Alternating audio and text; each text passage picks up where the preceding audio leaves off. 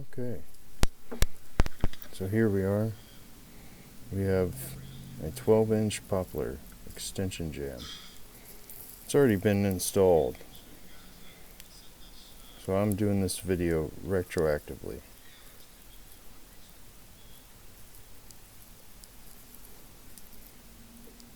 They're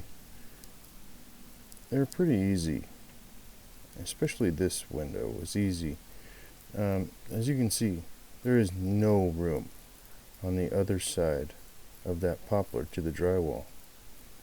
You see my reveal there is maybe a bit big on that side. So if I were to really care about that, it's in a basement, and it's an egress window in a basement, and the painter's going to caulk all that anyway, so if the reveal's just a little bit big, it won't matter as much in this situation. And the amount of work it would take to fix that would be staggering. I'd have to really try to I mean, maybe even pop a screw in there. You could I choose to do this. Just straighten everything out. Make that top equal the gap at the bottom.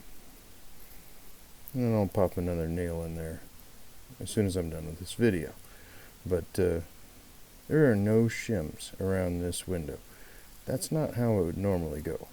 There'd be about 4 shims on the bottom, and then it'd be about 3 on the sides, a couple on the top.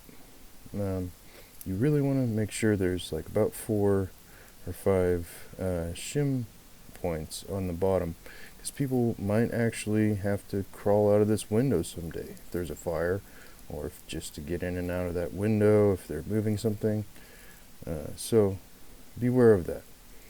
You don't want to leave a jamb on the bottom, not fastened securely.